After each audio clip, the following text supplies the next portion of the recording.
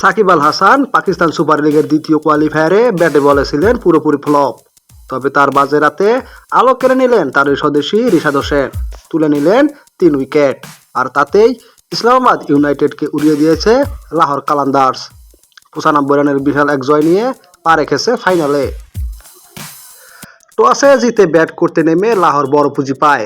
Mohammad Naim 200 strike রেটে করেন 50 run. এরপর কুশল পেরেরার 35 বলে 61 রানের ইনিংসে দলটাকে বড় স্কোরের দিশা দেয়। শেষ দিকে ভানুকা রাজাপাকসের 13 বলে 22 আর আসিফ আলীর 7 বলে 15 রানের ইনিংসে ভর করে দলটা 8 উইকেটে খুইয়ে পেয়ে যায় 202 রানের বিশাল এক পুঁজি। সাকিবকে যে দলটা স্রেফ একজন বোলার হিসেবেই খেলাচ্ছে তা বোঝা গেল এই অলরাউন্ডারের ব্যাটিং পজিশন দেখে। একের পর এক উইকেট যাচ্ছে, কিন্তু সাকিবের দেখা মিলছিল না।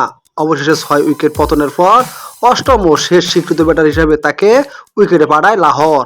তার আগেই অবশ্য শাহিন আফ্রিদি নেমেছিলেন। তাকে কেন এত পরে নামানো হলো সে প্রশ্নের জবাবটাও মিলে গেল একটু পরই। 2 বল খেলে রানের খাতা খোলার আগেই বিদায় নেন সাকিব।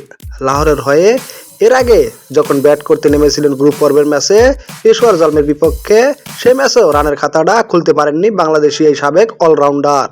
এমনকি বাংলাদেশের হয়ে স্বীকৃত শেষ ম্যাচটা যখন খেলছিলেন তার শেষ ইনিংসেও তিনি রান করতে পারেননি একটিও। সাকিবকে শুধু বলার হিসেবে খেলানোটাই যে যৌক্তিক, সে যুক্তির সপক্ষে প্রমাণ এর চেয়ে বেশি কি হতে পারে। তার এমন বাজে দিনে আলো কেড়ে নিয়েছেন রিশাদ। ব্যাট হাতে সাকিবের পর নেমে 2 বলে 5 রান করেছিলেন। তবে তার মূল ভূমিকা যেটা, সে বোলিংয়েও তিনি করেছেন দারুণ।